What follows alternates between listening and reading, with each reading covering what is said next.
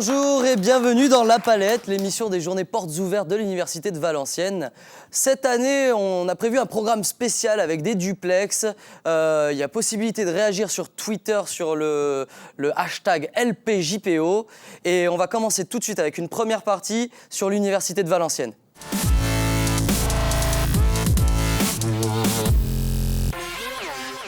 Et donc dans cette première partie, des invités de marque, puisque nous avons Manon Hernandez, présidente de l'ESN. Bonjour Manon. Bonjour. Monsieur Thierry Guérat, directeur du laboratoire de recherche LAMI. UMR CNRS. Monsieur Igor Barbosa, étudiant à l'ENSIAM. Et enfin, Quentin Mailly, élu étudiant du Crous de Lille. C'est ça. On va tout de suite regarder une petite vidéo de présentation de l'Université de Valenciennes et on réagira par rapport à ce qui a été dit dedans. L'UVHC, Université de Valenciennes et du Hainaut-Cambrésis, une université publique proposant une multitude de licences, masters et doctorats. En 1964, elle comptait seulement 152 étudiants dans un institut.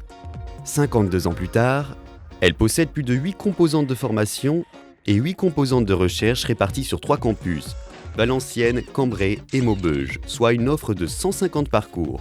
Elle forme au total une communauté de plus de 10 000 étudiants, dont 4 900 en sciences, technologies et sports, 3 500 en droit, économie et gestion, 1 700 en arts, lettres et sciences humaines, 850 apprentis et 200 doctorants. Elle profite d'un corps enseignant comprenant 750 intervenants professionnels et 650 professeurs, ainsi que des infrastructures développées, des bibliothèques, des restaurants universitaires et des salles de sport. Dans toutes les catégories de formation, l'UVHC se place dans le top 10 des meilleures universités de France en termes d'insertion professionnelle, avec plus de 95% de réussite. À l'international, elle est partenaire avec 139 établissements sur 34 pays différents à travers le monde. L'UVHC, c'est aussi 20 associations étudiantes assurant l'intégration et les événements tout au long de l'année. Alors, n'hésitez plus, rejoignez-nous. Et face à cette vidéo, je vais donc me retourner vers Monsieur Guérat, en tant que directeur de recherche au LAMI, au CNRS. Est-ce que vous pouvez nous dire ce que vous pensez de... C'est une tâche difficile, mais je vais tenter 2-3 trucs. Alors, l'AMI, c'est le laboratoire d'automatique, de mécanique, d'informatique industrielle et humaine. C'est une unité mixte de recherche CNRS. Ça veut dire que c'est l'association la plus haute avec le CNRS possible. Il y en a 2 sur Valenciennes, une l'AMI et l'autre qui est l'UMN. Et à côté de ça, il y a d'autres laboratoires, les 6 autres dont on a parlé durant la vidéo, dont 2 Visu fait partie, mais ça j'imagine que vous en parlerez plus largement dans les émissions qui vont venir après, et qui concernent l'audiovisuel. Après, il y en a qui concernent les matériaux à Maubeuge, je vais essayer de ne pas en oublier. Le LAMAV, donc en mathématiques, et après l'IDP et le CALIST du côté des SHS et droit et juriste. Voilà. Alors, vous avez vu toutes les collaborations qu'on a avec différents pays, etc. Il faut savoir qu'à Valenciennes, on est extrêmement dynamique. On collabore avec des universités absolument prestigieuses. On a des laboratoires internationaux associés. Enfin voilà, on a un certain nombre de choses. Et je ne sais pas jusqu'à où je vais, parce que sinon je vais parler extrêmement longtemps. Donc je peux vous parler de ce que c'est la recherche. Donc voilà, donc pour avoir des enseignements de qualité, il faut avoir de la recherche de qualité, ça c'est obligatoire. C'est pour ça qu'à chaque master, il y a un laboratoire qui est associé. On reviendra sur la recherche un petit peu plus tard. Pour l'instant, donc je vais revenir sur ce que présentait la vidéo. Il y a 2 autres campus que celui de Valenciennes au sein de l'UVHC, notamment celui de Maubeuge et de Cambrai. On va s'arrêter sur celui de Maubeuge où les étudiants en Joris ont construit un reportage. Donc Marie-Élise vous présente le campus de Maubeuge. Le site de Maubeuge est un pôle universitaire de Valenciennes et du Hainaut-Cambrésis, se situant à 39 km de Valenciennes. Depuis 2013, le pôle est installé dans de nouveaux locaux de 6 000 m² et accueille 300 étudiants. Concernant le logement, l'administration propose des solutions, mais les étudiants se tournent principalement vers des particuliers. Quant à la restauration, ils ont la possibilité d'aller au self du lycée Pierre Forest ou de ramener leur repas. Une bibliothèque universitaire est à disposition des élèves où sont proposés des ouvrages scientifiques et informatiques. Cette antenne regroupe 7 formations. Le département informatique se compose d'un DUT et d'une licence professionnelle pour se spécialiser dans la sécurité informatique. Le département physique-chimie contient un parcours du DUT au master. Le pôle propose aussi 2 remises à niveau. La licence professionnelle CDSI valorise le site de Maubeuge car c'est la seule de ce genre en Europe. Sa particularité, former des hackers éthiques. Des étudiants du monde entier passionnés par l'informatique ont été choisis méticuleusement. Pour certains de leurs professeurs, ce sont devenus leurs poulains. Moi, une des choses les plus importantes que j'essaye de faire, c'est d'essayer de leur ouvrir l'esprit. C'est-à-dire essayer de leur montrer que les chemins tout tracés qu'ils ont l'habitude de suivre, qu'ils ont l'habitude d'apprendre à l'université, dans les cours depuis qu'ils sont au primaire, faut qu'ils comprennent que le métier de la sécurité, c'est justement détourner tous ces moyens-là, donc être capable de voir autre chose et voir ailleurs. Ces petits génies ont de l'or dans les mains, ils peuvent détourner un grand nombre de systèmes de sécurité. Nous ne sommes pas tellement surveillés, mais il reste à souligner que les outils que nous utilisons pendant les cours sont assez sensibles, et raison pour laquelle nous sommes fichés à l'entrée de la formation. Sinon, pas de surveillance vraiment intensive, quoi. Ça se sent pas. À la fin de cette formation, les 52 étudiants sont sûrs de trouver un emploi, mais certains préfèrent poursuivre leurs études.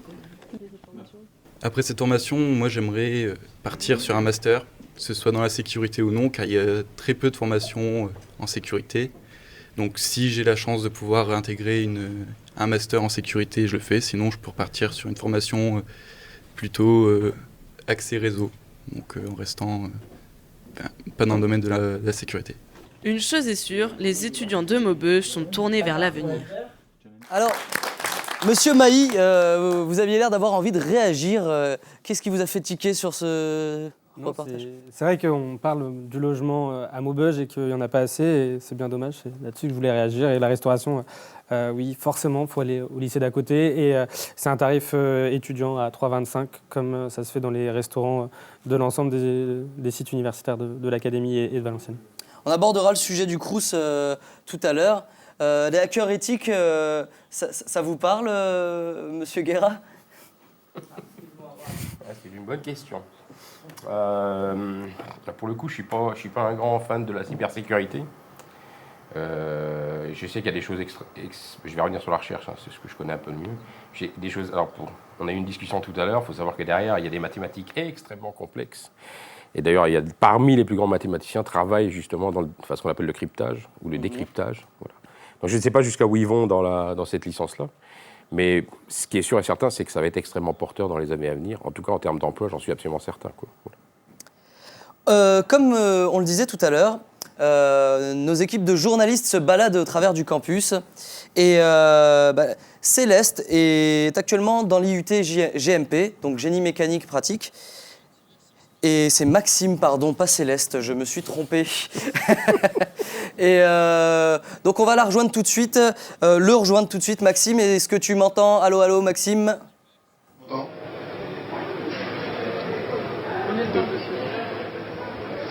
Donc je suis au bâtiment GMP avec Monsieur Deblecker. Donc Monsieur Deblecker, est-ce que vous pouvez nous parler un peu de cette formation ? Alors bonjour, ici donc au département GMP, nous sommes porteurs de trois formations différentes, le DUT GMP, ainsi que 2 licences professionnelles qui sont des formations qui viennent compléter le parcours d'un jeune qui a fait un bac+2, donc 2 licences pro, une orientée métier de la conception, CPCMAO, et une orientée métier de la plasturgie, donc une licence pro qui s'appelle la licence pro Diplast. Le cœur du département s'appuie donc sur le DUT GMP, qui est une formation donc de 2 ans autour des métiers de la conception mécanique et de la fabrication.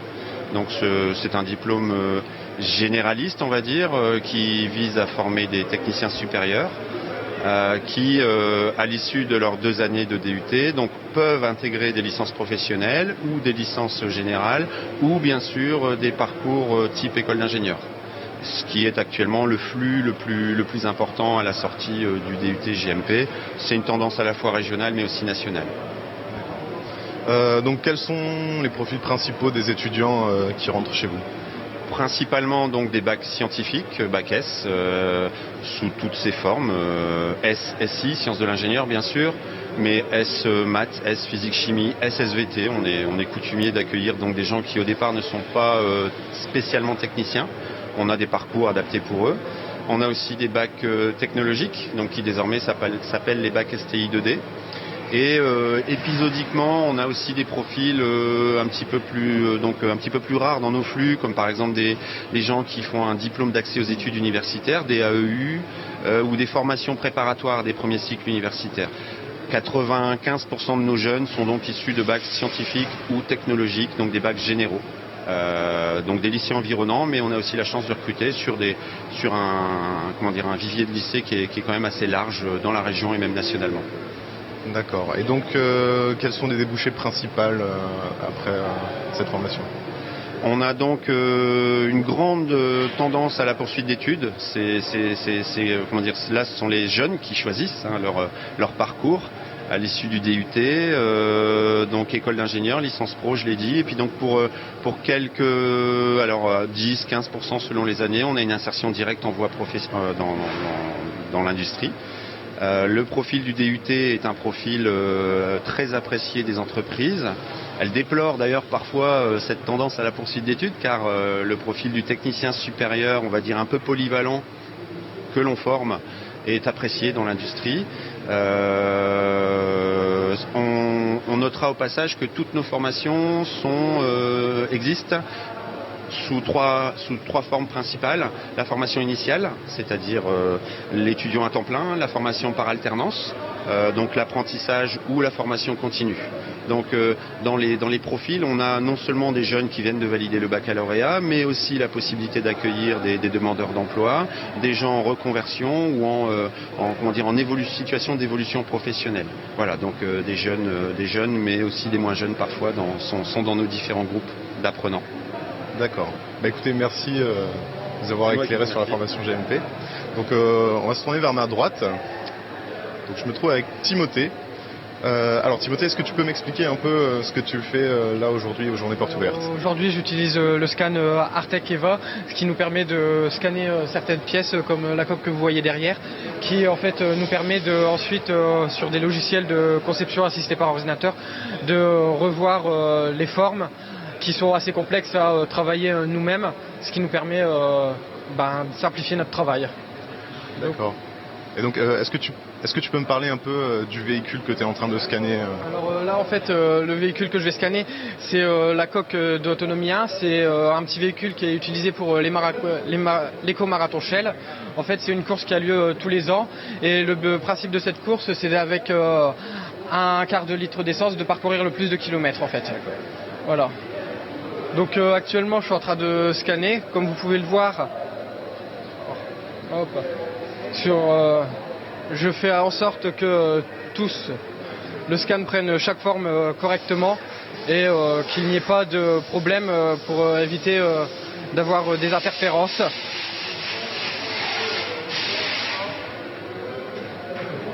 Et voilà. Et donc après, tu assembles tous ces scans sur ordinateur, c'est ça ? Tout à fait, comme ça je retrouve l'objet scanné qu'on a réellement, je le retrouve en virtuel, ce qui me permet de travailler dessus, de modifier certaines choses, sans avoir forcément à avoir recours à mesurer tout ça, et c'est un gain de temps. D'accord. Et donc, est-ce qu'elle te plaît cette formation ici ? Est-ce que tu la recommanderais ? Personnellement oui, ça me convient bien. Je trouve que ce qu'on y apprend est assez intéressant.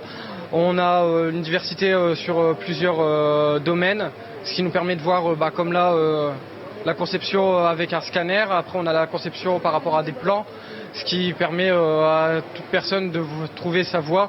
Et on a aussi l'usinage qui est derrière sur certaines machines, qui permet à ceux qui préfèrent plutôt toucher que concevoir. D'accord. Écoute Timothée, merci pour cette petite démonstration. Et donc n'hésitez pas à venir visiter le bâtiment GMP aujourd'hui toute la journée pour voir un peu tout ce qu'ils peuvent vous proposer. Et merci à Maxime et à toute son équipe. Il y a vraiment des belles choses à découvrir aujourd'hui au sein de l'université. On invite vraiment tous les spectateurs et toutes les personnes qui ne savent pas encore ce qu'elles veulent faire comme études à découvrir justement ces ateliers pour y voir un petit peu plus clair dans l'orientation. L'objectif de cette émission, c'est quand même de faire comprendre un petit peu ce qu'est l'université aux jeunes bacheliers, aux futurs bacheliers. Et donc, On va présenter ce qu'est le Crous, parce que c'est quand même un élément important de la vie universitaire. Et donc on vous laisse découvrir au travers de cette vidéo ce qu'est le Crous. Difficile de trouver moins cher, l'offre semble bien fonctionner. Ouvert à tous les étudiants de Valenciennes, ce restaurant universitaire du Crous propose chaque jour des repas complets à petit prix. C'est un gain de temps parce que y a pas de queue, c'est meilleur que la cantine et c'est moins cher en plus, donc je suis vraiment satisfait. On a déjà une prestation qui s'appelle menu plateau, qui est un menu à 3,25 €. Nous avons aussi des autres offres qui s'appellent le diversifié, notamment des cafétérias où là l'étudiant qui est pressé, il emmène sa prestation et va la manger soit sur place ou soit ailleurs. Nous retrouvons Ali. Étudiant à l'université de Valenciennes, il a choisi un logement dans une résidence du Crous. La résidence est vraiment très proche de la fac, surtout de mon bâtiment, là où j'étudie. Du fait évidemment de cette proximité, notamment avec le tramway. C'est pour ça que évidemment j'ai tout fait évidemment pour que je trouve une chambre dans cette résidence. Chaque année, la résidence universitaire Jules Mousseron accueille près de 750 étudiants. Situé à proximité du campus du Mont-Oui, cet établissement propose des offres de logement à prix attractif. Comptez 250 € par mois pour une chambre meublée de 12 mètres carrés. 366 € pour le même appartement de 14 mètres carrés. Enfin, comptez entre 300 et 400 € pour un studio meublé type T1 ou T1 bis. Accompagner les étudiants dans leur vie extrascolaire, c'est aussi le rôle que s'est donné la directrice de la résidence. Dans une résidence universitaire comme celle-ci, il y a des lieux où les étudiants peuvent se réunir, des salles de travail. On a aussi les cuisines qui sont des lieux de rencontre pour les étudiants, des lieux d'échange, y compris de recettes, puisqu'en fait, nous avons la chance d'héberger des étudiants qui viennent d'un peu partout. Et donc, on a une grande richesse culturelle et interculturelle. En 2015, 70% des étudiants se déclaraient satisfaits de leur logement. Un confort, mais aussi un facteur de réussite pour des étudiants et des familles de plus en plus exigeants. On l'aura compris, des restaurants, des résidences, des baby-foot, mais c'est pas que ça le Crous. En tant qu'élu étudiant, est-ce que tu peux nous expliquer un petit peu ce que c'est en plus de ces aspects? Alors, le Crous, comme ça a été présenté ici dans le reportage, a cette mission, donc la restauration et le logement en priorité, mais il y a aussi les bourses, donc pour faire son dossier social étudiant. Ensuite, il y a des aides spécifiques, donc des aides supplémentaires aux bourses. Il s'occupe des jobs étudiants et aussi donc de l'accueil des étudiants internationaux et de la culture, donc avec de l'aide aux projets sur des projets culturels portés par des étudiants ou des associations étudiantes. Et en tant qu'élu, en quoi est-ce que tu interviens? En quoi est-ce que ton avis impacte sur ce que fait le Crous? Alors en tant qu'élu, on est la voix des étudiants au sein du conseil d'administration du Crous. C'est-à-dire que les étudiants, quand ils ont une problématique, ils peuvent nous contacter par le biais des réseaux sociaux ou par le biais du site internet du Crous. Et nous, on les aide à obtenir les informations et à défendre l'étudiant s'il a une difficulté particulière au cours de l'année, par le biais par exemple de l'aide spécifique où une commission est organisée tous les vendredis. Et donc du coup là, je siège et on défend l'étudiant en leur donnant une aide supplémentaire en fonction des difficultés qu'ils peuvent avoir ponctuellement au cours de l'année.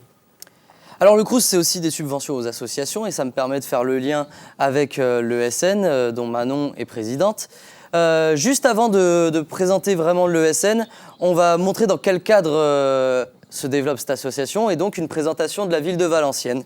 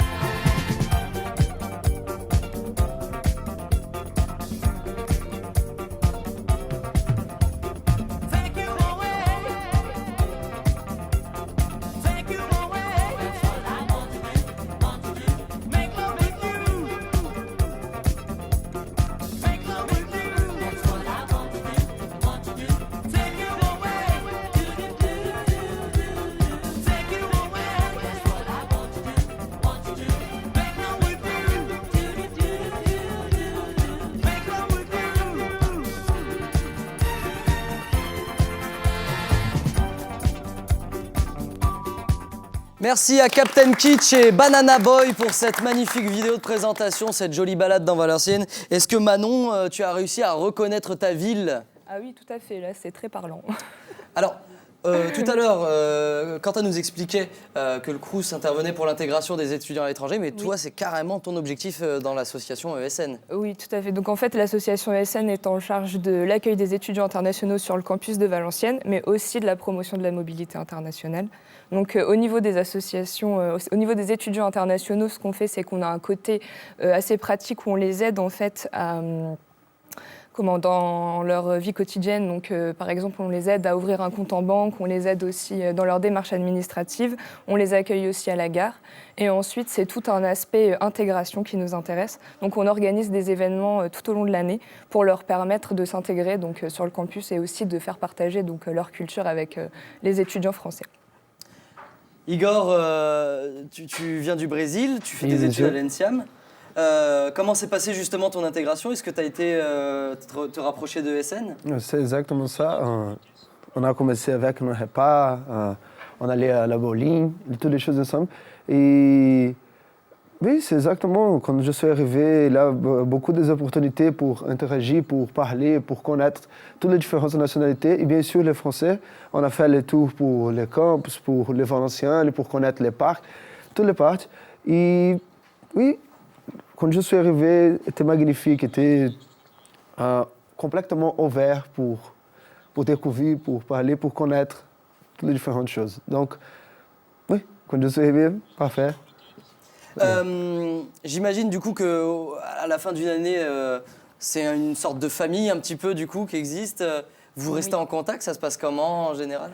En fait, c'est ça qui est assez génial avec ESN, c'est que toutes les nationalités deviennent en fait une famille. Donc on a des Polonais qui sont très amis avec des Italiens et à la fin, ça devient vraiment des amis. Et on a des retours d'étudiants internationaux qui étaient présents par exemple sur Valenciennes il y a 2 ans et qui se voient toujours, qui reviennent même sur Valenciennes pour toujours essayer de revivre un peu leur Erasmus. Donc c'est vrai qu'on est assez content quand on voit ce genre de choses. C'est quoi les opérations du coup? Il me semble qu'il y a Christmas Together Donc par en exemple. fait, on a énormément d'événements qu'on met en place. Donc on a la nuit des étudiants du monde par exemple. Donc c'est un village associatif qui permet aux étudiants internationaux et aussi aux étudiants locaux en fait de se réunir pour parler de la mobilité internationale. On a Christmas Together, donc un marché de Noël international. C'est aussi pour que les étudiants qui ne rentrent pas chez eux puissent faire un espèce de petit Noël entre eux. On a la Welcome Week, donc c'est une semaine entière en fait, d'accueil des étudiants internationaux. Donc pareil, des démarches administratives et événements d'intégration. On organise aussi des voyages, puisque c'est vrai que Valenciennes est assez bien placée au niveau européen. Donc ça nous permet de faire des voyages aux Pays-Bas, en Allemagne, au Luxembourg, pour que les étudiants internationaux découvrent aussi l'Europe. Et on a également des petits événements ponctuels, donc les mercredis à la résidence, où nous, on va dans la résidence universitaire pour pouvoir organiser des petits événements aussi pour les étudiants internationaux, comme des karaokés ou des Just Dance. C'est super tout ça, heureusement que ça existe. Et on invite les étudiants qui ont envie de découvrir justement des cultures du monde à se rapprocher de ESN. Et toujours donc dans cette optique de présenter l'entrée à l'université, on va passer sur un thème plus orientation. Et pour introduire ça, une petite vidéo humoristique qui s'appelle Bloqué. Thomas? Quoi? J'hésite à m'inscrire à APB. AP quoi? APB, admission post-bac. On a jusqu'au 20 mars pour s'inscrire. Faudrait peut-être qu'on pense à notre avenir. Tu crois pas qu'avant de penser à ton avenir, tu devrais penser à avoir ton bac?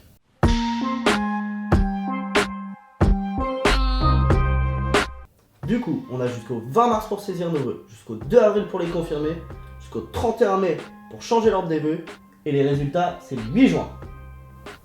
Tu m'écoutes? 1, 2, 3. Soleil, va au coin. Franchement, je me vois bien faire maths sup. 6 x 7. 67. Sinon, fac d'histoire. La naissance de Jésus, dis-moi. C'est en 100 après... Putain, il y a des écoles avec des noms trop chelous. HEC, Polytech. On a même une qui s'appelle Derry, mon gars. Tu crois que c'est l'école qu'a fait DiCaprio avant de faire Inception? Yeah, oui. 1515. Mec, je trouve pas Poudlard sur APB. Les dates de la Seconde Guerre mondiale. 14-18. Marignan. L'aéroport de Marseille.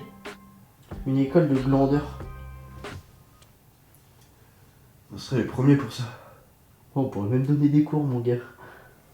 Mec, il y a une école pour apprendre à élever des oursins à Dunkerque. Ça pique. Une école de ninja, mon gars. Putain, APB, c'est trop compliqué. Hein. Il devrait faire une école pour comprendre APB. Hein. Bah ouais, mais bon. Tu ferais comment pour t'inscrire à cette école?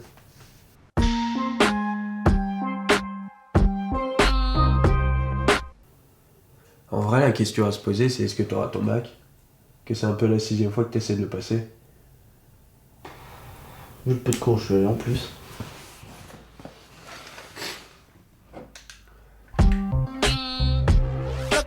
Merci à Bob et à Patrick pour cette magnifique vidéo.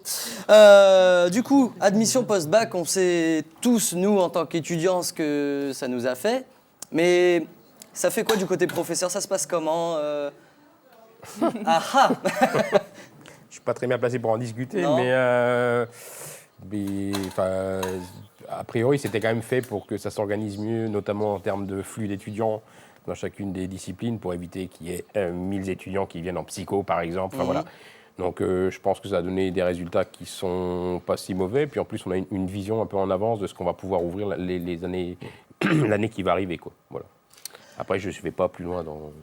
On va parler recherche, Là, parce ça que va c'est aller quand mieux. même le sujet qui vous concerne le plus. Alors, une université, il y a toujours de l'enseignement et de la recherche. En quoi est-ce important qu'il y ait de la recherche et comment est-ce qu'on devient un enseignant-chercheur? Quelles sont les facultés que Si j'ai une doit demi-heure, posséder? ça va le faire. Si j'ai 3 minutes, ça va être plus compliqué. Mais non, mais d'abord, je vais peut-être revenir sur quelques chiffres, histoire de placer les choses. Et peut-être ce qui fait vraiment la particularité de l'Université de Valenciennes dans son ensemble en termes de recherche, mais aussi de formation, c'est le transport et la mobilité. Voilà. Auquel on associe les personnes à mobilité réduite, donc le handicap, ce genre de choses-là. Ça, c'est vraiment le gros package de l'Université de Valenciennes et sa reconnaissance. Avec quelques pépites en plus, parce que je ne vais surtout pas les oublier, qui est par exemple audiovisuel, voilà, qui est une des 3 pépites du Nord. Voilà. Donc c'est des gros moyens, des très gros moyens à certains endroits. Le LAMI, par exemple, que je représente, c'est 250 personnes, 90 doctorants, 100 enseignants-chercheurs, 3,5 millions de budget par an, euros. Hein. Voilà. On contractualise avec tous les plus grands du domaine des transports terrestres, tout ce qui est automobile et tout ce qui est ferroviaire, donc Alstom, Bombardier, pour en citer que quelques-uns, parce que je vais forcément en oublier, Renault, Peugeot, Toyota, enfin voilà. Ce qui est embêtant en France, alors je suis désolé, c'est un de mes chevaux de bataille, hein, donc on est en direct, donc je peux dire ce que je veux, j'ai pas de souci là-dessus. Hein. Donc c'est un peu embêtant en France, c'est que par rapport à dans tout le reste du monde, quand vous voyagez, et qu'on voyage quand même beaucoup quand on est chercheur, le plus haut degré, la seule chose dont on va vous parler, c'est de où on a eu son doctorat, son PhD. Voilà. En France, on va dire de quelle école d'ingénieur on est sorti. Du coup, on a un vrai déficit de chercheurs en France.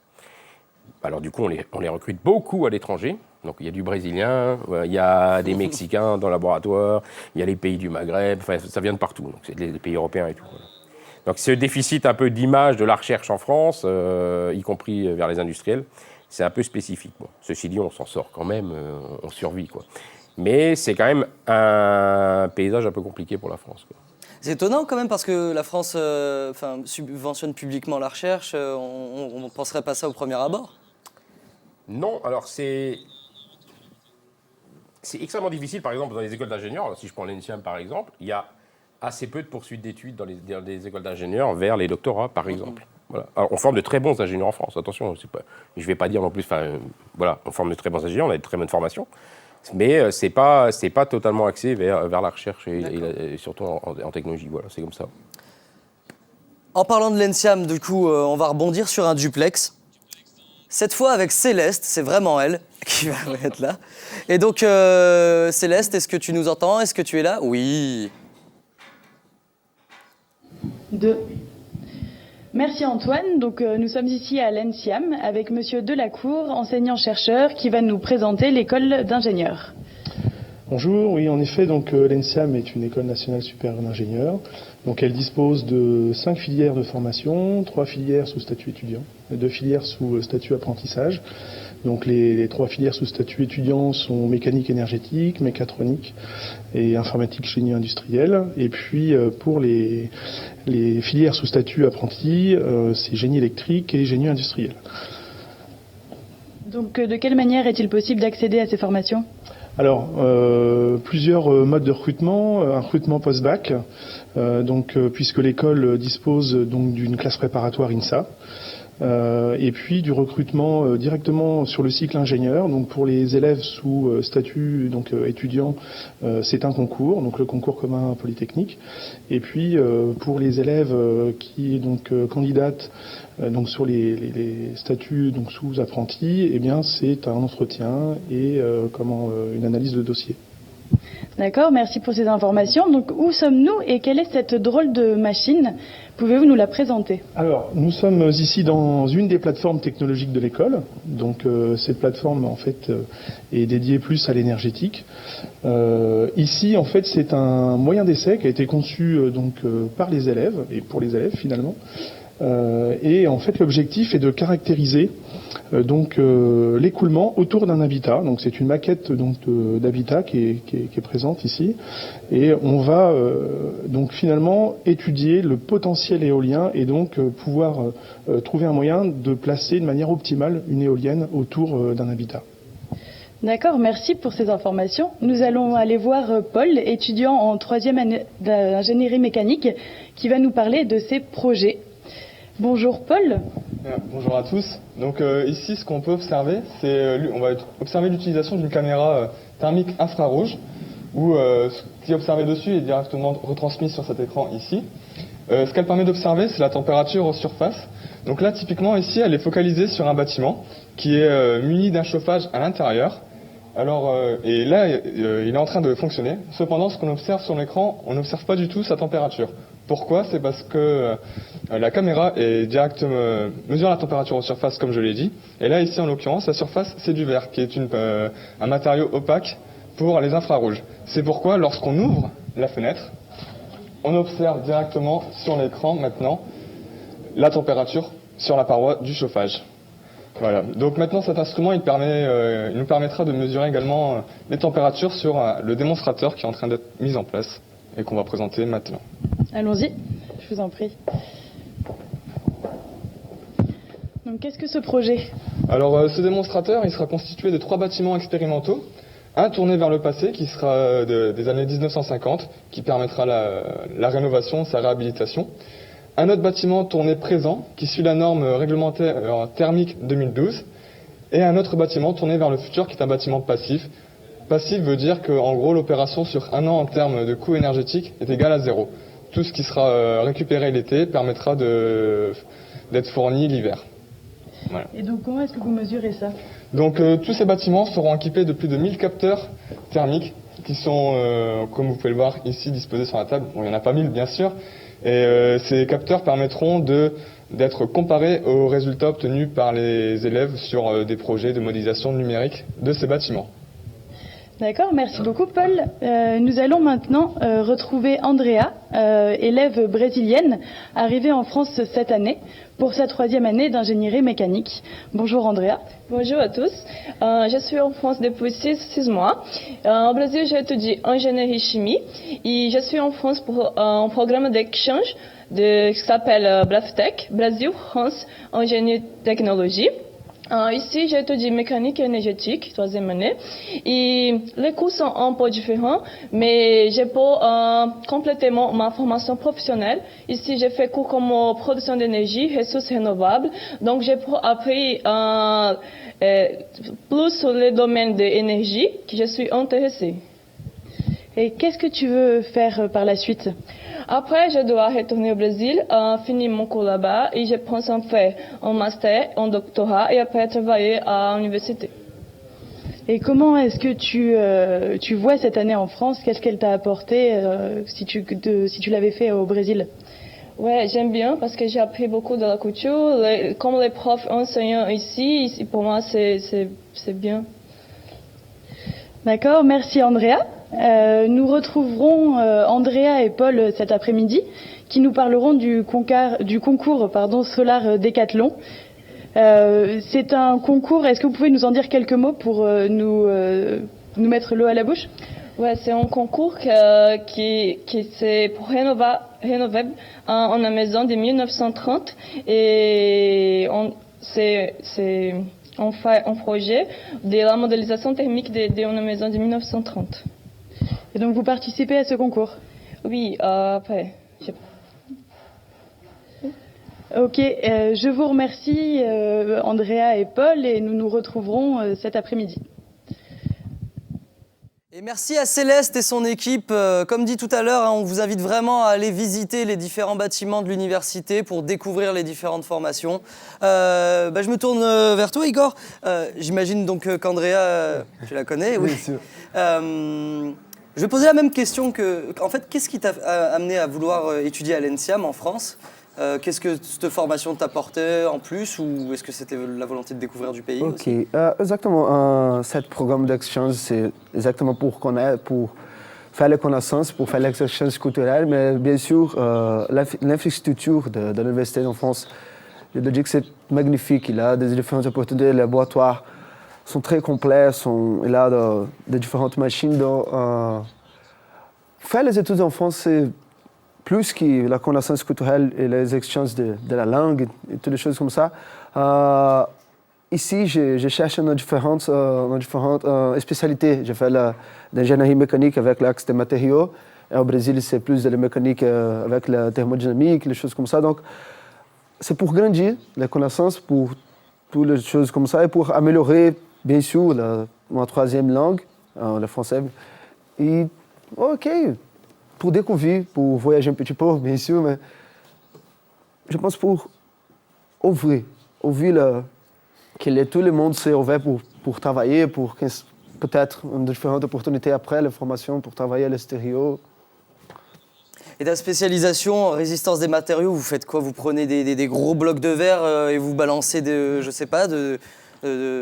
particules à une vitesse folle? Non, je n'ai pas fait ça même, c'est pas comme ça, c'est plus la modélisation pour trouver les différentes réactions de travail mécanique avec différents matériaux pour trouver la solution pour le projet, pour travailler dans différentes conditions thermiques et des vibrations, des différentes conditions physiques, exactement pour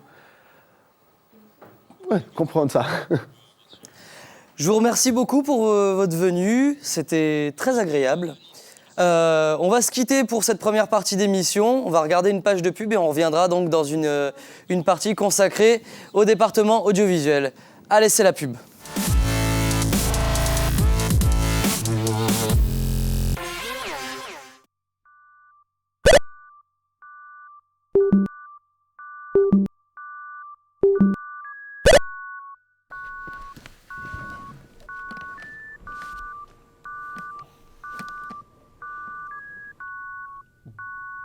Welcome to Gunship.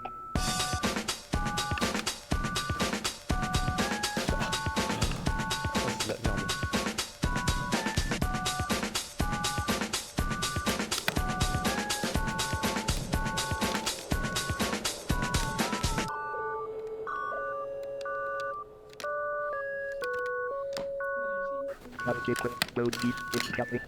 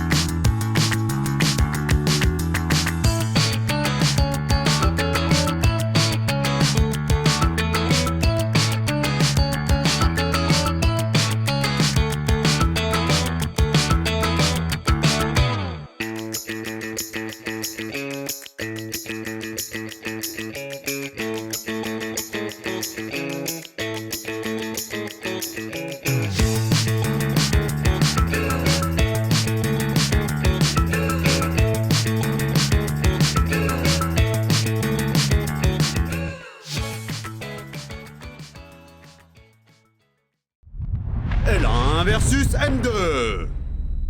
Pour les L1. Batterie critique. Pour les M2.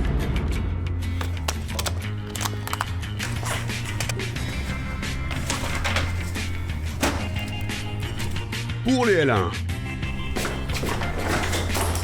Pour les M2.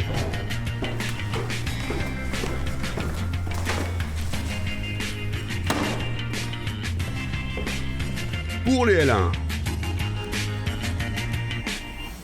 Yeah. Pour les M2.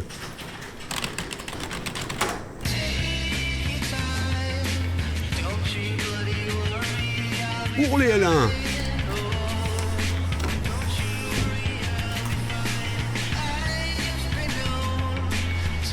Pour les M2. Bonjour à toutes et à tous, soyez les bienvenus sur le plateau. Pour les L1. Pour les M2.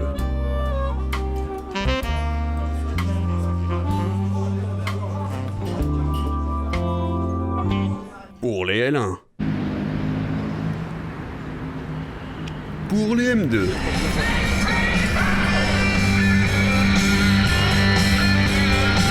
Pour les L1.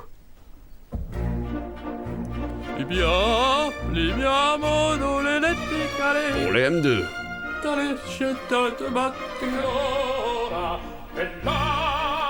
Pour les L1. Oh chouette la régie. Pour les M2.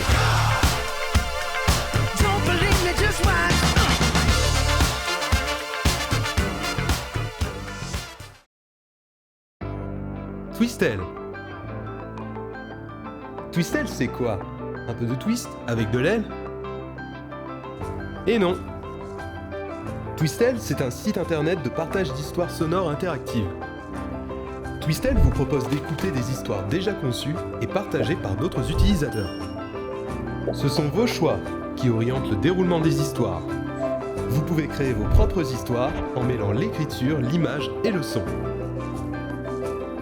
Imaginez que vous ayez de l'audio pour vous immerger, une histoire pour vous identifier, de l'interactivité pour la vivre, de la mobilité pour en profiter où que vous soyez, et du partage pour communiquer vos créations avec vos amis et le monde entier. Ça, c'est Twistel, un récit sonore entre le livre, la fiction et le jeu vidéo. Vivez l'expérience sur twistel.com.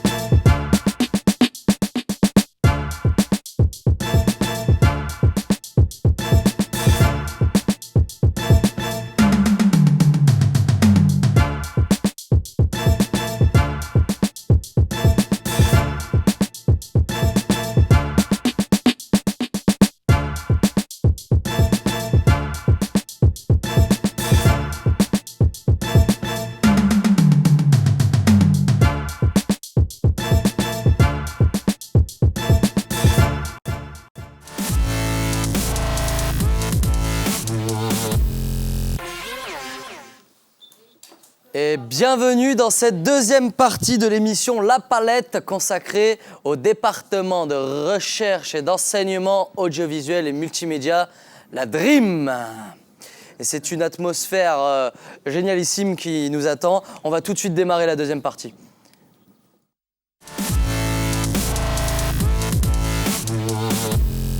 Et est-ce qu'on pourrait avoir un plan large? Parce que, je ne sais pas si vous avez remarqué, mais il y a une atmosphère très tendue sur ce plateau. Il y a les filles d'un côté, les garçons de l'autre. Ça se regarde avec suspicion. On vous a demandé de se mettre comme ça. On vous a demandé de vous mettre là? Bon, alors faisons. On va présenter quand même les invités, ça se fait. Charlotte Martinet, étudiante en Master 1 Truquis. Ensuite, à côté... Siem Kerkeni, étudiante en master MCAV, Monsieur François Comps, professeur dans le département, et enfin Monsieur Julien Tanet qui nous rend visite, un ancien du master ISIS. Quel beau programme! Avant de démarrer cette partie, j'aimerais que Monsieur Comps nous définisse la Dream en un seul mot, en une seule phrase, pardon. En une seule phrase? Oui.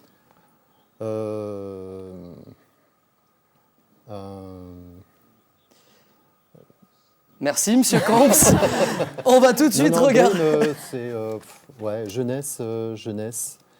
jeunesse, énergie, création, métier à venir. Magnifique. On va se regarder une vidéo de présentation sur la licence, et puis après on reviendra sur ce thème.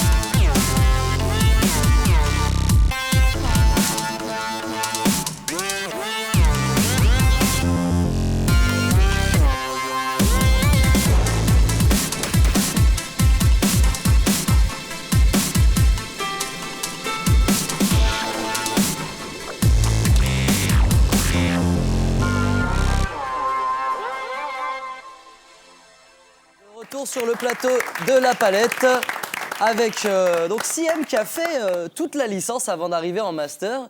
Et du coup, ce qu'on se demande, c'est quel est ton ressenti maintenant que tu es en master par rapport à tes 3 années de licence? Alors, la licence, elle prépare vraiment bien aux 3 différents masters qui sont proposés à Dream. Donc, elle propose beaucoup de sciences. Mais aussi, on voit tout ce qui est côté technique, et donc on fait beaucoup de projets, donc on fait des sciences qui sont appliquées à l'audiovisuel, donc c'est ça qui est vraiment chouette dans cette licence. Donc je pense qu'on a vraiment bien été préparés pour aborder le master.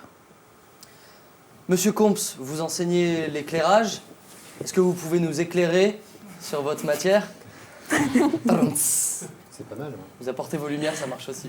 Justement, j'ai toujours dit que quand on éclaire un esprit, on crée toujours des ombres. Donc ça veut dire qu'en fait, dans ce département, on essaye de vous enseigner un certain nombre de choses, mais il y a aussi des ombres qui se créent. C'est-à-dire que la formation n'est pas suffisante pour vous permettre d'intégrer un métier. C'est après à vous aussi de compléter votre formation et vos connaissances par des expériences qui vous sont offertes grâce au stage aussi.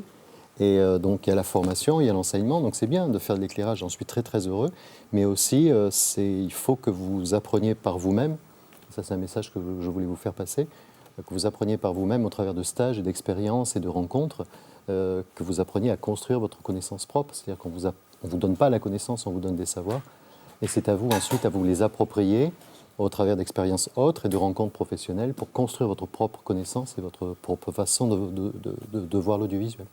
Voilà, donc nous, on vous apporte des clés, on vous propose des choses, mais c'est à vous ensuite à vous construire, en fait. Donc l'éclairage va avec. C'est-à-dire que moi, je vous enseigne des choses qui me semblent importantes, mais c'est à vous, après, si vous voulez faire de l'éclairage, à rencontrer d'autres personnes aussi, qui ne vont pas nécessairement dire les mêmes choses. Et c'est vous, après, à construire votre propre connaissance. Une des propriétés du dreamer est d'avoir à creuser dans son coin aussi ce qui l'intéresse, dans ce qui l'intéresse. Tout à fait. C'est justement une des forces de la formation, c'est de vous permettre de faire votre parcours. Le terme de parcours n'est pas anodin. Votre chemin propre, en fait. Et nous, notre job, c'est de vous accompagner là-dessus. 2 parcours au niveau de la licence d'ailleurs. La licence sciences et techniques de l'audiovisuel média numérique, mais il y a aussi la licence Pro Joris qui va être présentée tout de suite au travers d'une vidéo. On regarde ça. C'est parti pour une nouvelle semaine d'atelier reportage pour les Joris. Petite réunion de rédaction constituée, mais pas de temps à perdre, l'information n'attend pas. Après 20 minutes, l'intervenant envoie déjà ses premières équipes en tournage. Et 2 cartes. On va à Calais essayer de voir Xavier Bertrand. Puis il se déplace à Calais, on ne sait pas encore ce qu'on saura sur la route. À l'aveugle. À l'aveugle. Du coup, on est ici pour prendre le matériel. Et on y va. Allez, on se dépêche là. Merci. Allez, merci. Demain vers 10h, ça pourrait être bon? D'accord, je vous remercie. À demain. Gwenaël et Émilie partent à leur tour. Contact pris et matériel en main, direction la sortie du dernier Star Wars. Ils partent à la conquête d'interviews et d'images originales. On attend que tu sois déguisé par contre? Ah ouais, on va être déguisé. On lui a demandé si on pouvait faire une interview parce qu'on voulait avoir soit des cosplayers, soit des parents avec leurs enfants. Et donc le gamin, ça va être le premier Star Wars qu'il va voir au cinéma. Si t'avais un sable laser, il serait de quelle couleur? Un rythme élevé, mais une bonne préparation pour les stages de 16 semaines qui approchent. Ok, vite, on y va alors. Il faut courir partout, parce qu'on ne peut pas toujours demander de recommencer aux gens. Et il faut saisir l'événement quand il se présente, donc c'est assez... Ouais, c'est assez éprouvant.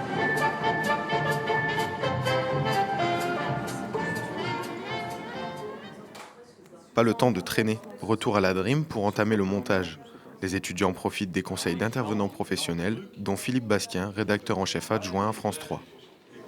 J'essaie de leur transmettre ma passion de ce métier et je me sers de mon expérience, de ce que j'ai appris moi-même, et puis d'essayer de communiquer cette envie de raconter des histoires en images. Ils sont de retour, la force s'est réveillée. Les Stormtroopers venus spécialement pour l'occasion. Il faut que le commentaire apporte une information que l'image n'apporte pas. Ça, c'est des choses qu'on apprend en cours. Oui et non, c'est un peu par le cours et beaucoup par la pratique. Les Joris ont tout de même d'autres matières au programme. L'anglais représente l'une des parties les plus importantes de ce diplôme. On commence toujours par une remise à niveau grammatical, malheureusement, parce que ça n'a pas toujours été bien compris à l'école. Ensuite, on essaye de faire des exercices de création de reportages, de sous-titrage, comment raconter une histoire convenablement. Et aujourd'hui, par exemple, on fait une captation multicaméra de bulletins d'information, donc dans des conditions du direct. Une formation complète et très axée sur la pratique afin de forger de véritables professionnels du journalisme audiovisuel. Et vous avez pu découvrir au travers de ce reportage notre professeure d'anglais, Caroline, que Charlotte, tu dois bien connaître. C'est un peu ta maman cette année, Caroline. Oui, c'est vrai qu'on peut dire ça. Caroline, c'est une dame vraiment très gentille, qui est très à l'écoute, qui est toujours là quand on a besoin d'elle. Et oui, c'est un peu la maman du Master 1, on va dire ça comme ça. Elle intervient en fait comment au niveau du Master 1 ? Déjà, elle s'occupe de notre planning. Donc c'est très important, parce que si on a quelque chose à lui demander, à lui dire, on sait directement qu'on peut aller la voir. Et puis oui, elle nous prépare déjà pour les diplômes d'anglais qu'on est obligé d'avoir pour passer le master, et aussi parce que c'est important dans le monde professionnel. Donc elle est là, elle nous entoure, elle nous conseille. Donc voilà, c'est une dame très gentille. Pour revenir aux Joris, donc généralement les Joris s'impliquent dans les associations, notamment une qui fait du journalisme, puisque c'est un média radiophonique présent dans notre université. Et je crois qu'on a même un des membres fondateurs sur ce plateau, mais ne serait-ce pas Julien Tanet? On va faire une petite chronique sur Ramdam. Chroniqueur Ramdam, venez.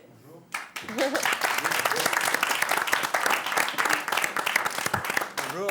Allez-y, chroniqueur. Alors, je vais vous présenter Ramdam en quelques mots. Alors, Ramdam, c'est une radio étudiante qui est disponible 24 heures sur 24, 7 jours sur 7 sur le site ramdam.fm. Et puis aussi, depuis avril 2015, c'est une radio qu'on peut écouter sur les ondes, 91.8.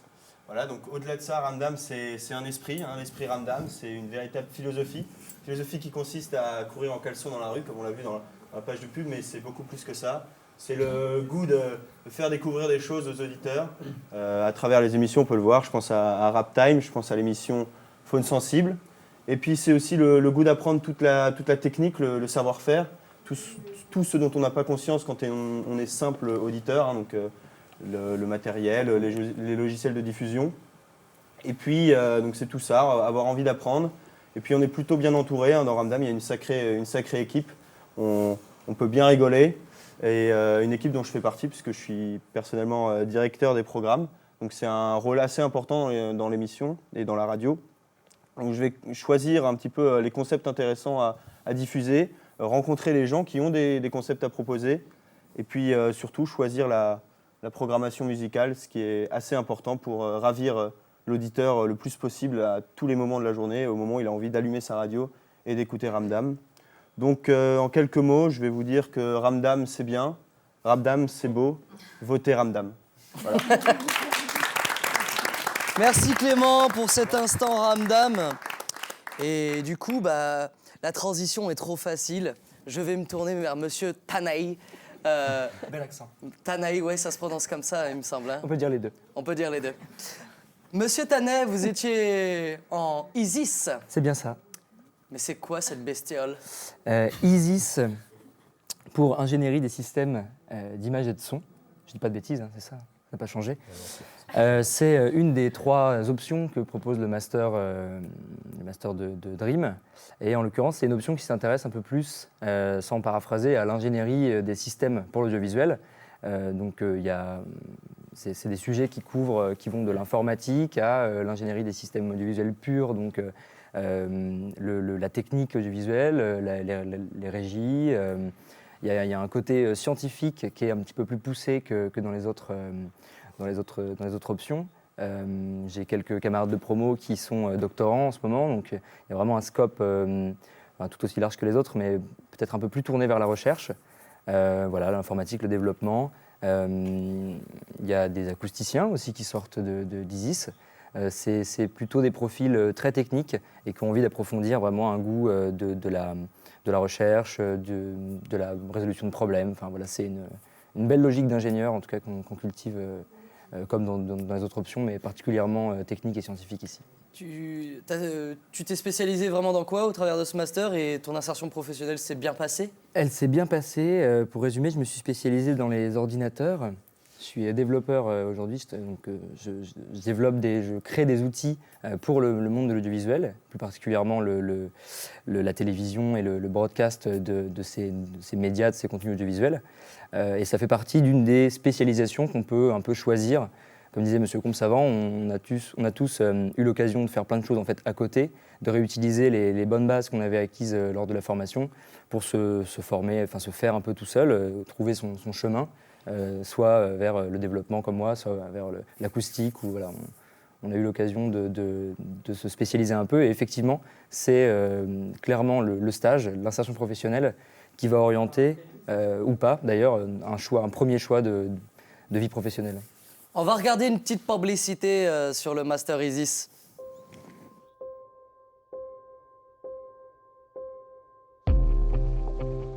ISIS, c'est ingénierie des systèmes images et son, et donc nous, on étudie tout ce qui est du coup les systèmes techniques pour le traitement des images et des sons. La formation elle est caractérisée par sa polyvalence, hein, donc on va retrouver bien évidemment des matières techniques telles que le traitement de signal numérique hein, qu'on retrouve un peu dans tous les systèmes actuels, les aspects réseau, informatique et systèmes qui sont très importants.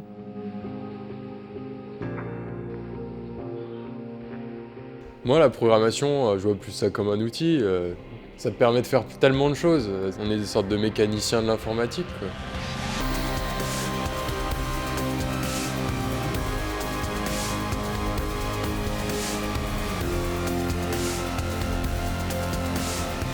Nos étudiants ont déjà une bonne maîtrise des systèmes audiovisuels, donc ils peuvent dialoguer sur les aspects techniques, mais aussi sur les aspects créatifs, et ça me semble relativement important dans ce domaine-là.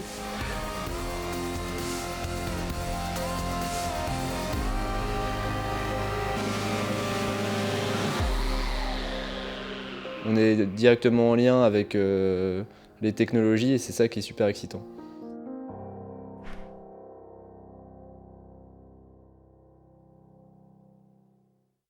Et donc, toi aussi, jeune futur étudiant, si tu as envie de faire des schémas compliqués sur des musiques épiques, tu peux t'orienter vers le Master Isis.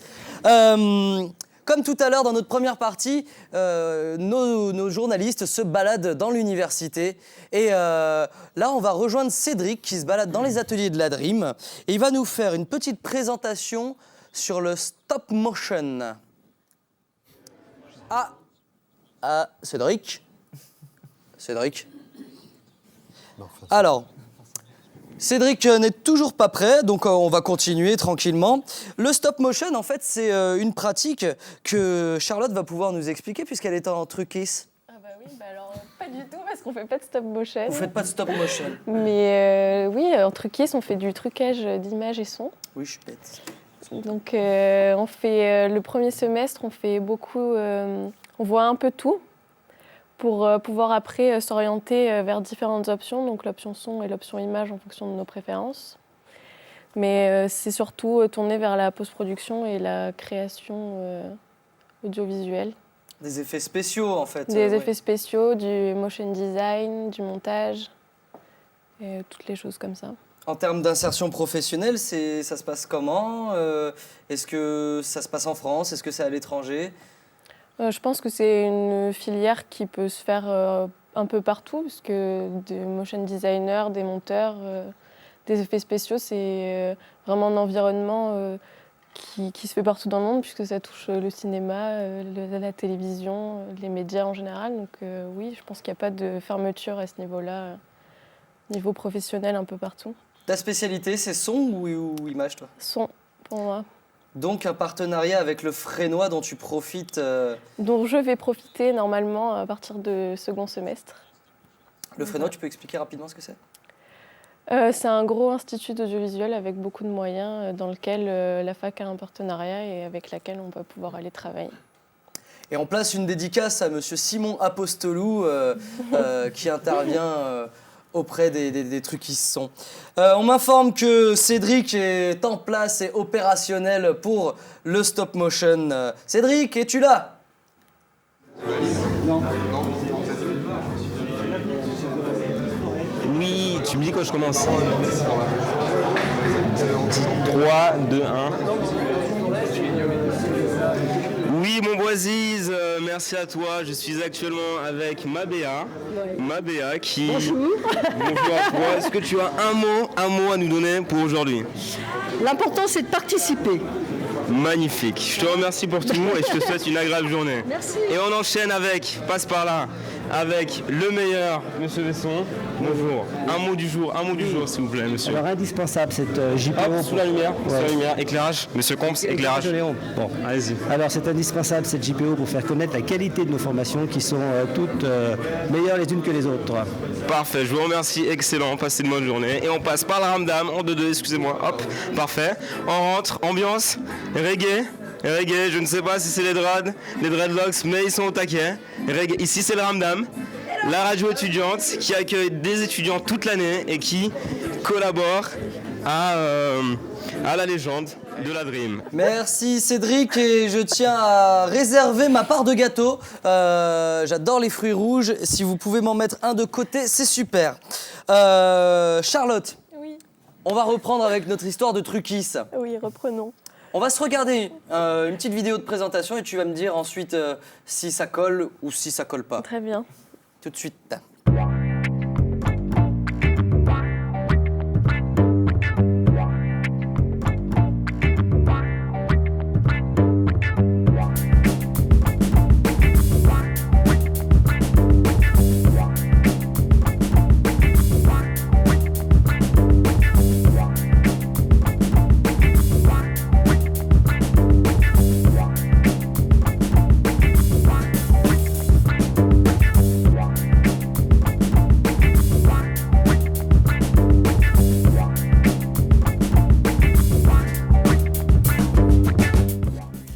Charlotte. Est-ce que ça te va? Est-ce que tu te situes bien dans cette formation? Ils ne se sont pas trompés? Non, ils ne se sont pas trompés du tout. C'est tout à fait ça, l'aspect création, inventivité, maîtrise des logiciels de post-production. Comme c'était marqué à la fin, ce qui est bien ici, c'est qu'on nous apprend bien à utiliser des logiciels qui sont vraiment dans le monde professionnel, comme Nuke, After Effects, 3ds Max. Et donc oui, c'est tout à fait ça, vraiment. Et donc toi, dans le son, parce qu'il y a plusieurs domaines au son, il y a la musique, il y a le court-métrage, il y a la télé. C'est à quoi que ça forme exactement le Truckis, ou est-ce que c'est un peu tout qui est enveloppé alors dedans? au niveau de cette formation, ce serait plutôt la post-production de films.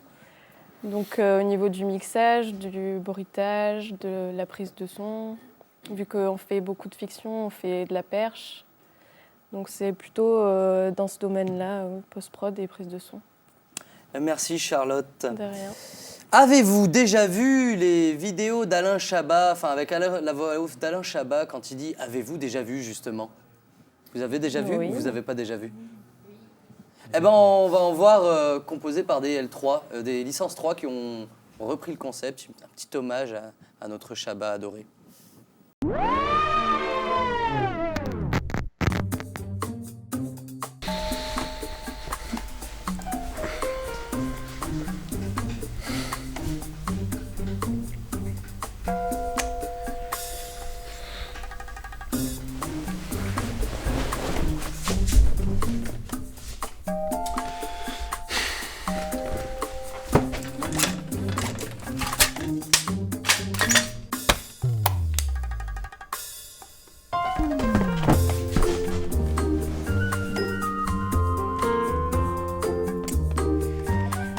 Vincent, tu pourrais pas venir m'aider s'il te plaît?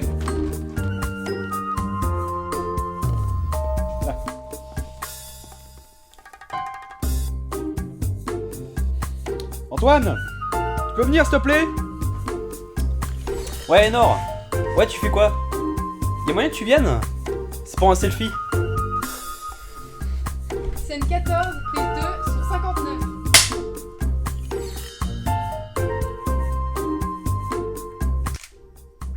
Voilà les gars, fin de tournage, bravo! Bravo! Yes! Bravo! Yes! Bravo!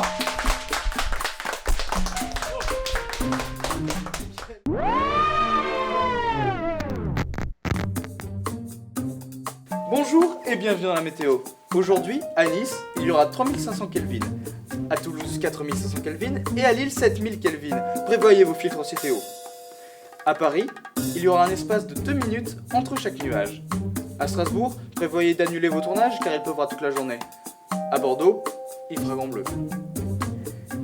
À Brest, il y aura un vent de 86 dB SPL. Et attention, à Marseille, il y aura du Mistral. Sortez vos bonnettes.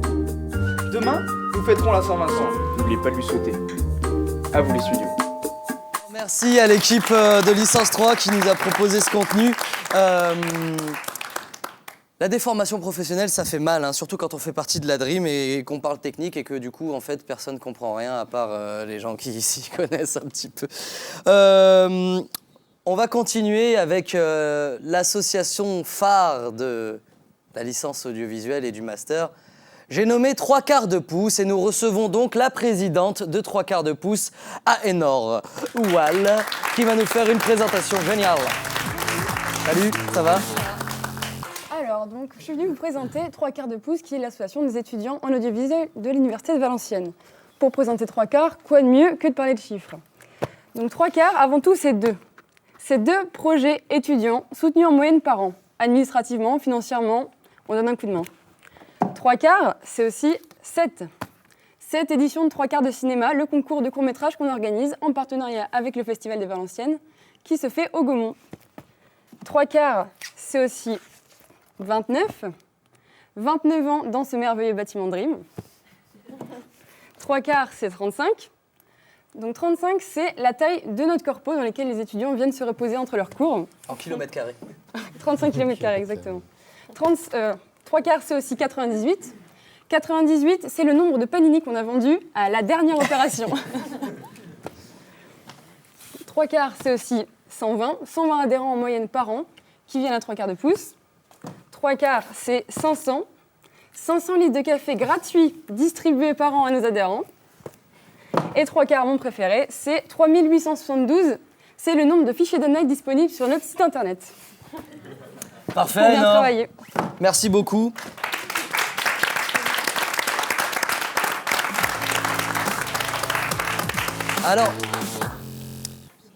Alors sur cette émission, il y a besoin en fait de coordonner, pardon. J'ai eu un problème de Larousse. Il y a besoin de coordonner des équipes pour faire fonctionner tout ça. Parce que dans mon oreillette, j'entends mon script qui me dit il faut que tu te dépêches. Devant moi, il y a des cadreurs qui entendent le réalisateur qui leur dit il faut mettre en place ta caméra. Et tout ça. Donc pour organiser ces équipes, il faut des gens qui savent organiser. Et du coup, c'est pour ça qu'on a Siem, qui est une master MCAV. Et donc, qu'est-ce qu'on apprend dans le master MCAV? Alors, le master MCAV, c'est le management de la communication audiovisuelle. Donc, comme tu l'as si bien dit, c'est de la gestion de production. Donc, c'est avant tout de l'humain, savoir gérer des équipes. Ce qu'on apprend, ce qui est bien dans le master MCAV, c'est qu'on apprend à gérer les équipes sur une multitude de projets différents. Donc, que ce soit comme ici des émissions télé, mais ça peut être aussi sur du court-métrage, ça peut être sur des documentaires, des produits de commande, donc c'est-à-dire des personnes extérieures qui viennent nous demander de faire de la vidéo. Donc c'est vraiment ça l'atout et le point fort du master MCAV, c'est qu'on sort de là en ayant vu une palette de... Merci, très joli choix. Une palette de projets c'est intéressant du coup en termes d'insertion professionnelle parce qu'on peut s'adapter à vraiment beaucoup de types de projets différents. Est-ce que ça te dit si on se regarde une petite vidéo de présentation de ton master, hein? Oui. Allez!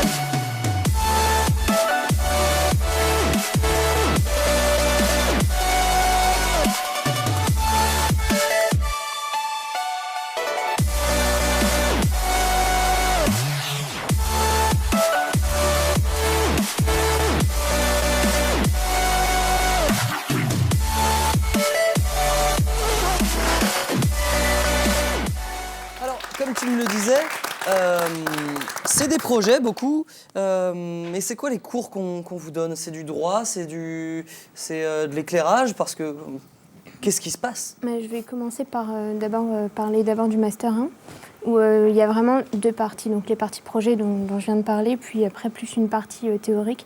Donc on a du droit, on a des cours de gestion de production, on voit aussi un peu de 3D. Donc on voit vraiment, il y a beaucoup de théories, il y a aussi des sciences en Master 1 MCAV qui nous permettent d'avoir les mêmes langages que nos techniciens par exemple.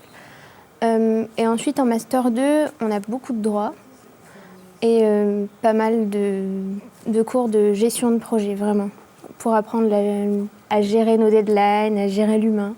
Donc, on est toujours dans cette dynamique en fait de connaître les enjeux techniques pour être performant dans la gestion du projet, quoi. C'est ça, avoir une compréhension de toute la chaîne de production audiovisuelle, donc que ce soit en amont, mais que ce soit aussi dans la post-production. On a déjà fait du montage, donc on va pouvoir parler avec un monteur en comprenant ce qu'il est en train de faire et en gérant au mieux du coup les deadlines et savoir quelle caméra utiliser pour quel type de tournage. Donc ça permet aussi de mieux gérer ses budgets. Donc voilà, tout l'ensemble fait qu'on est compétent et on sait parler avec toutes les personnes qui font partie de la chaîne de production. Alors pour clôturer sur les masters, et ça c'est commun aux trois formations, à la fin du master 2, donc 6 mois de stage. Pourquoi est-ce que c'est important, Monsieur Comte, d'avoir ces 6 mois de stage? besoin de le dire. Ok, merci pour. Non, mais en fait, la formation, comme les étudiants le comprennent aussi très bien, et je crois que c'est pour ça aussi qu'on a encore des étudiants toujours motivés, c'est qu'en fait, c'est formation, ça veut dire qu'on n'est pas enseignement, on n'est pas université désatellitée par rapport aux réalités de l'entreprise. Donc, il y a des projets, les étudiants mettent la main dans le cambouis, il y a des stages, et bien entendu, en Master 2, les futurs cadres, en fait, Master 2, que ce soit ISIS ou MCAV ou Truquis, ils sont amenés, bien entendu, à travailler en entreprise pendant 6 mois pour valider leur formation, tout simplement parce qu'il faut qu'ils intègrent les réalités de l'entreprise, et ça, c'est très important. Donc voilà, bon, je pense que vous attendiez à cette réponse. Hein. Oui. Mais c'est important de le formaliser. Voilà, c'est une formation, donc il y a de l'enseignement, mais il y a aussi, voilà, on y va, quoi. De l'efficacité de ce stage, Julien, une réponse très courte. Est-ce que tu as été embauché par l'entreprise qui t'a... Oui. Voilà. Magique. Ça facilite l'insertion professionnelle. On me dit dans l'oreillette que Cédric est en train de se balader encore là dans le bâtiment Carpo. Cédric. Question qui vient tout droit venue de Jeff. Est-ce qu'il faut maîtriser des logiciels de 2D, 3D pour venir ici? À Charlotte Martinet. Merci. Le but, justement, c'est d'apprendre à les maîtriser. Donc voilà, c'est une réponse courte, mais simple. Réponse courte, nette, efficace. C'est ça. Donc non, tu peux venir. Tu peux venir, tu es le bienvenu. Non, ce qu'il faut, c'est avoir une passion pour arriver ici. Voilà. C'est être passionné. C'est ça, ouais. Tout à fait. On clôture sur ces belles paroles. Vous avez peut-être un mot à ajouter? Passion. Moi, depuis que je suis sur ce plateau, il y a un truc que je rêve de faire, c'est de dire salut et bonsaï.